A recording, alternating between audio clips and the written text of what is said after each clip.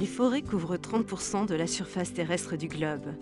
Après les océans, elles sont le principal puits de carbone sur Terre et un élément vital à l'équilibre naturel du carbone sur la planète.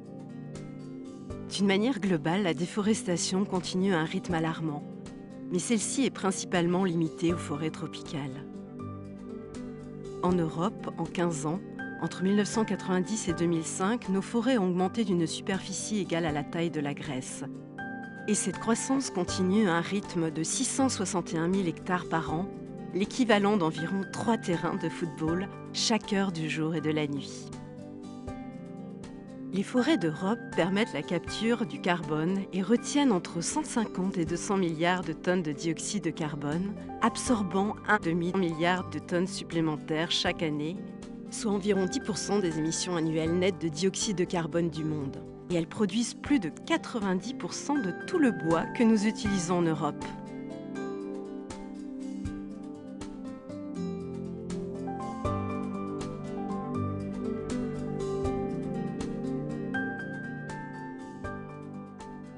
Comment utiliser au mieux la ressource forestière européenne croissante pour contribuer à lutter contre le changement climatique?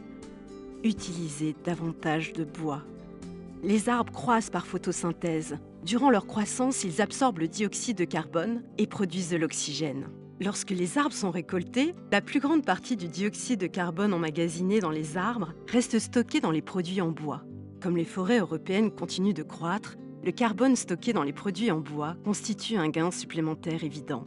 Il s'agit de l'effet puits de carbone, qui signifie que le bois est mieux que neutre en carbone, de sorte que plus vous utilisez de bois dans un bâtiment, plus son empreinte carbone sera faible.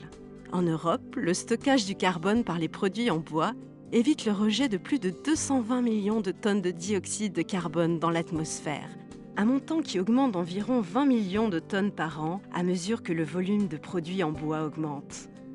Utiliser davantage de bois permet également d'augmenter l'effet de puits de carbone de la forêt.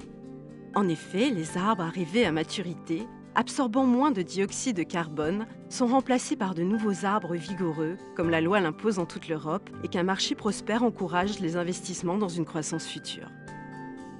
L'utilisation de produits en bois présente également de plus grands avantages pour la réduction des émissions de gaz à effet de serre dans la construction. Les produits en bois étant plus que neutres en carbone, plus on utilise de bois provenant de forêts gérées durablement, plus le dioxyde de carbone est retiré de l'atmosphère. Ajoutez à cela les économies faites en utilisant le bois plutôt que des matériaux très énergivores à la production, comme le béton, les briques, l'acier et l'aluminium, et les produits en bois peuvent avoir un effet réellement significatif sur les émissions de gaz à effet de serre. Chaque mètre cube de bois utilisé au lieu d'autres matériaux de construction permet d'économiser environ 1 tonne de dioxyde de carbone.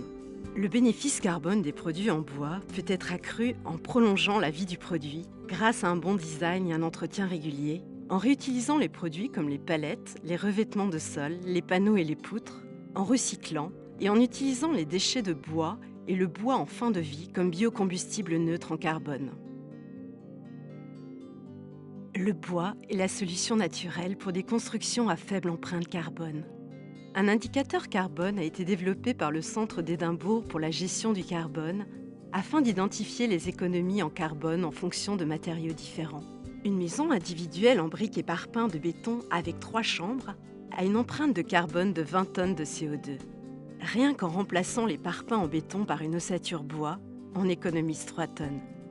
Des économies encore plus importantes peuvent être réalisées en utilisant davantage de bois à l'intérieur et à l'extérieur, y compris sous forme de planchers, de fenêtres et de bardage extérieur, jusqu'à 86%. Cette école utilise du bois massif pour sa structure primaire. L'indicateur de carbone a indiqué une empreinte négative de moins 40,9 tonnes de dioxyde de carbone grâce à l'utilisation de bois massif. Des recherches en Suède ont comparé les bilans de dioxyde de carbone de 2 bâtiments de 4 étages, l'un avec une ossature de bois et l'autre avec une ossature en béton, sur une période de 100 ans. Le bâtiment à ossature en béton a montré des émissions d'environ 96 tonnes de dioxyde de carbone, alors que le bâtiment à ossature bois a montré une rétention nette de 150 tonnes de dioxyde de carbone. Et en raison de la conductivité thermique naturellement faible du bois, les bâtiments à ossature bois ne requièrent pas autant d'isolation supplémentaire pour être extrêmement efficaces du point de vue thermique. Ainsi, utiliser davantage de bois est un des moyens les plus simples pour construire une économie à faible émission de CO2 et contribuer à lutter contre le changement climatique. Les produits sont beaux, durables et sains. Cela encourage la sylviculture durable et permet de réduire de façon significative les émissions de dioxyde de carbone. Lutter contre le changement climatique. Utilisez le bois.